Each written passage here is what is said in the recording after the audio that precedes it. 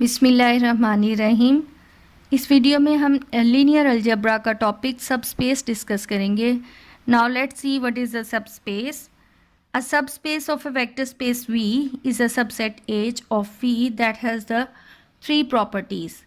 यानी एक हमारे पास वेक्टर स्पेस V है, उसका सबसेट H वो V का सब स्पेस कहलाएगा अगर उसमें ये तीन प्रॉपर्टीज़ मौजूद होंगी। The first property is the zero vector of V is in H, यानी V में जो ज़ीरो वेक्टर है वो H में होना चाहिए। The second is H is closed under vector addition. H जो है वो under addition, vector additions, H जो है वो closed होना चाहिए. That is for each U and V in H, the sum U plus V is in H. ये closed का मीनिंग मैं समझाऊं। लेट से हमारे पास यानी W एक सेट है होल नंबर्स का 0 1 2 एंड 3 एंड सो ऑन।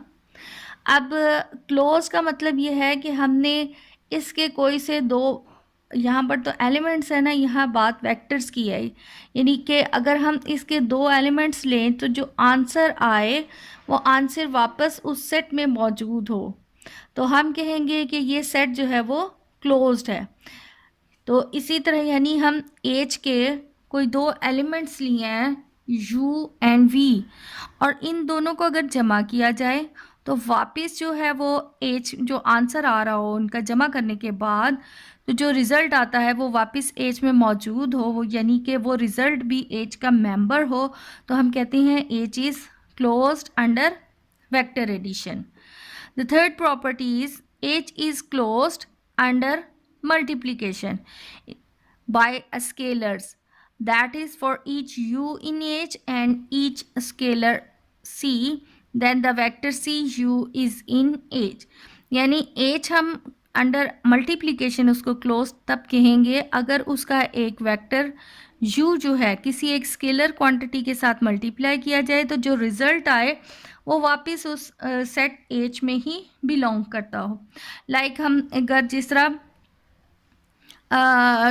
2 से अगर हम ज़रब देते हैं लेट से इसी W को, तो हमारे पास रिज़ल्ट आ जाता है 0 2 4 एंड 6। तो ये सारे एलिमेंट्स जो हैं वो इसमें मौजूद हैं, 0 भी है, 2 भी है, 4 भी है, C भी है, 6 भी है। तो 2W वापस जो है वो बिलोंग करता है W को, यानी इसके कोई एक एलिमेंट को अगर हम यहाँ पर तो पूरा सेट ही ले लिया, तो अगर इसके एलिमेंट्स को, तो इसका मतलब है ये क्लोज्ड है अंडर मल्टीप्लिकेशन। जब ये तीनों प्रॉपर्टीज़ यानी ज़ीरो वेक्टर भी हो और क्लोज्ड हो with respect to addition and closed हो विद रिस्पेक्ट टू मल्टीप्लिकेशन, ऐसे में ये जो सबसेट H है उसको उसका सब स्पेस कहेंगे। अब इससे रेलेवेंट हम क्वेश्चन कर लें नल ऑफ अ मैट्रिक्स और कॉलम ऑफ अ मैट्रिक्स के। अब यहाँ पर हमें जो क्वेश्चन दिया है कि show that the given set W is a vector space. अब हमने W को जो है वो चेक करना है कि वो आया वेक्टर स्पेस है। अब W के एलिमेंट्स किस तरह हैं कि वेक्टर्स जो हैं A B एंड C ये इस तरह के हैं कि इनको अगर प्लस किया जाए then A plus B plus C तो आंसर जो है वो 2 आता है। तो हमने यहाँ पर वेक्टर स्पेस चेक करना है कि आया W is a vector space, तो हम सबसे पहले इसमें ज़ीरो वेक्टर देखेंगे। तो चूँकि ज़ीरो वेक्टर इसमें मौजूद नहीं है, यानी कोई भी ज़ीरो वेक्टर ये होता है कि उसके तमाम वैल्यूज़ जो हैं वो 0 0 0 हों। तो अगर हम A और B और C को 0 0 0 ही डिसाइड करें तो इसमें यानी ये पॉसिबिलिटी नहीं है कि उनकी वैल्यू तो 0 0 हो, लेकिन उनको जब हम जमा करें तो आंसर इज़ 2। तो सब स्पेस में पहली कंडीशन ही यही है कि ज़ीरो वेक्टर जो है वो मौजूद होना चाहिए। तो सिंस यहाँ W में चूँकि ज़ीरो वेक्टर नहीं है इसलिए W is not a vector space. Since zero vector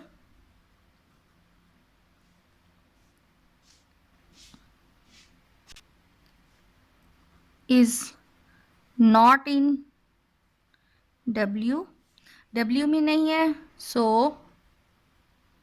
W is not a vector space. अब ये भी पिछले क्वेश्चन की तरह मिलता जुलता ही है कि यहाँ पर W हमें दिया हुआ है R S N T. अब चूँकि ये हमारे पास 1 2 और 3 है तो W जो है is a subset of R3 का सबसेट है. अब ये W सब वेक्टर स्पेस होगा. W is a vector space. ये वेक्टर स्पेस होगा अगर ये R3 का if W is a subspace of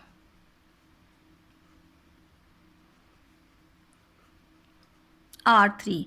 यानी W हमने चूँकि यहाँ पर W यहाँ 1 2 और 3 एंट्रीज़ हैं इसलिए W जो है वो सबसेट है R3 का. अब हमने चेक करना है कि आया W जो है वो वेक्टर स्पेस है. तो W वेक्टर स्पेस तभी होगा जब ये R3 का सब स्पेस होगा. तो सब स्पेस के लिए सबसे पहली कंडीशन जो है वो है कि इसमें ज़ीरो वेक्टर होना चाहिए. अब R3 का ज़ीरो वेक्टर का मतलब है कि 0 0 एंड 0 एलिमेंट. तो यहाँ पर जो हमें W दिया हुआ है W किस टाइप का हमारे पास ये है वेक्टर के 3R प्लस ये 3 -2 is equal 3S plus T किया जाए तो रिज़ल्ट जो है वो -2 यानी कि हम 3S minus 3R minus 3S minus T is equal 2I. यानी अब कोई भी ऐसी वैल्यू नहीं है कि R S और T के हर जगह पर हम 0 0 0 रखें और उनको हम जब इस फॉर्म में लिखें तो हमारे पास रिज़ल्ट जो है वो 2I. सो यहाँ पर इसका मतलब है W में ज़ीरो वेक्टर मौजूद नहीं है. Is a subspace of R3 but zero vector is not in W, hence it is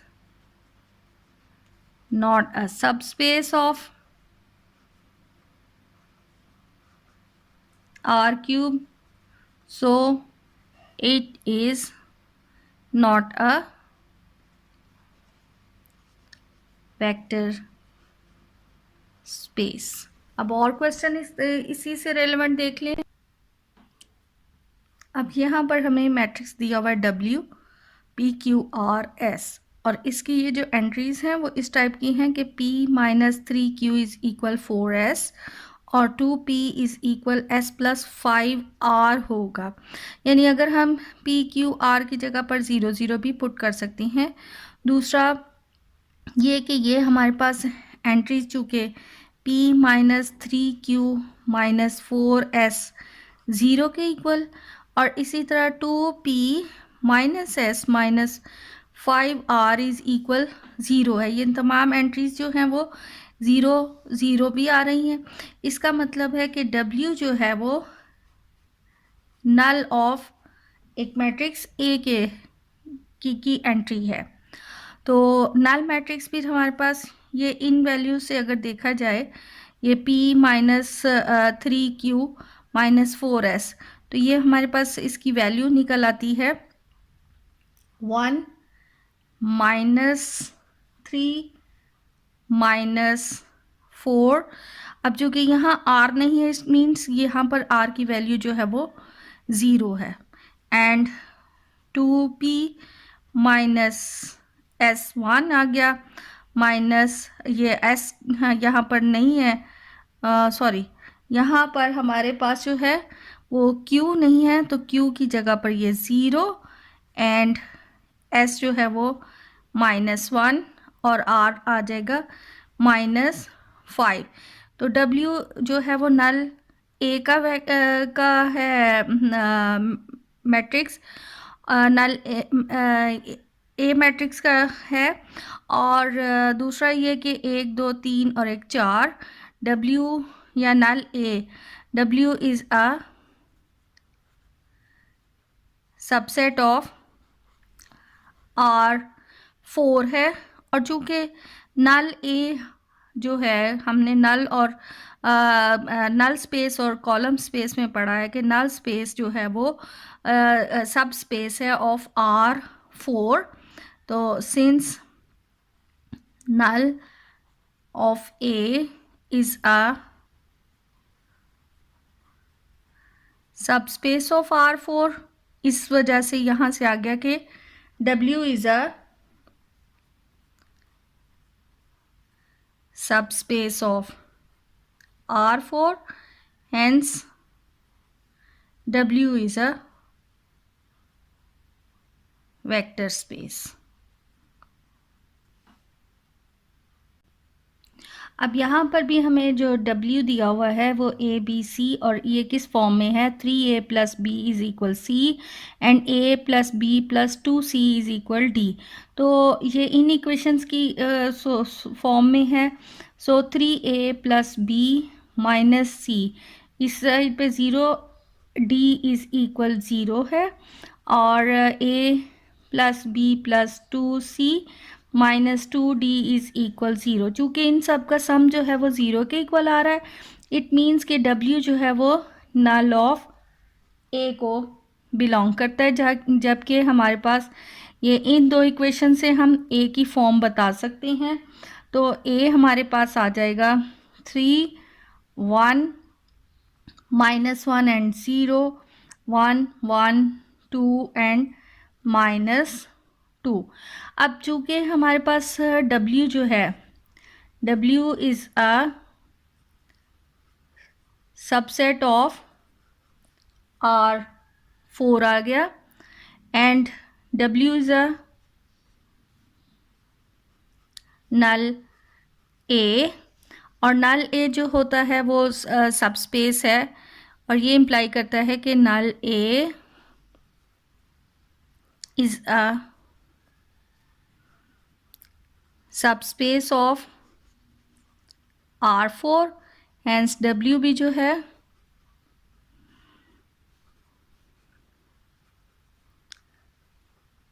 subspace of R4 हो गया। फाइनली ये इम्प्लाई करता है कि W is a vector space. Another question, अब इसको हमने चेक करना है कि W इज़ अ सबस्पेस है। अब 1 2 3 एंड 4, इट मीन्स कि W जो है यहाँ पर is a subset of R4 है। अब ये सबस्पेस R4 का भी हमने नहीं कहा, सबस्पेस के लिए ज़रूरी है कि सबसे पहले इसका ज़ीरो वेक्टर होना चाहिए। तो जो W की एंट्रीज़ हैं वो S-2T 3+3S है, और 3S + T और ST, S and T real numbers हैं। हम S और T को अगर 0 0 भी रखें तो इसकी वैल्यू बन जाती है 0 3 0 0, यानी इस 3 की वजह से W कभी भी जो है वो ज़ीरो वेक्टर नहीं बन सकता, since W has not a zero vector, W has no zero vector, thus W is not a subspace of R4, thus W is not a vector space.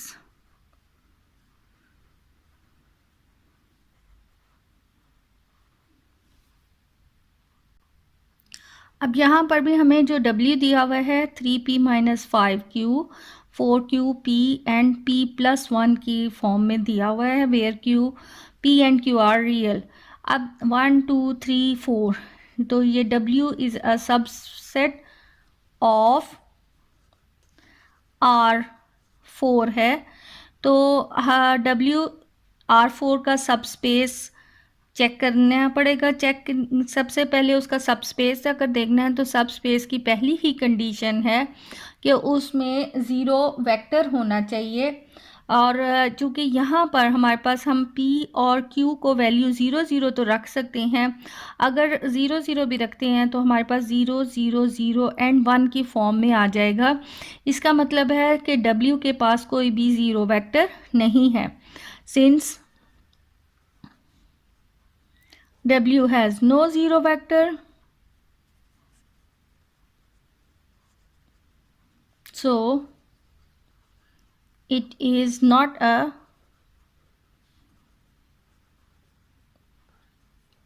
subspace of R4, thus W is not a vector space.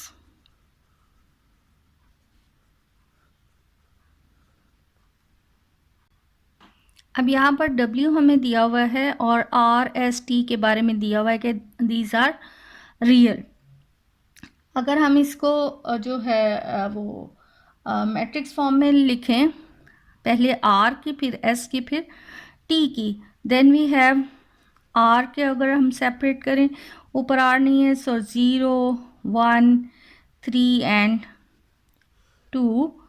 फिर अगर हम S के select करें, then we have 2 -1 1 and -1 and T, तो 1 2 0 and -1। अब ये चूँकि R S T real numbers दिए हुए हैं, इसलिए ये हमारे पास जो मैट्रिक्स A बन रहा है ये उसके कॉलम बन गए 0 1 3 एंड 2 2 -1 1 एंड -1 1 2 0 एंड -1। यानी W हमारे पास है कॉलम ऑफ A, और कॉलम A इज़ अ सब स्पेस होता है, is a subspace of 1 2 3 and 4, hence W is a subspace of R4, thus W is a vector space।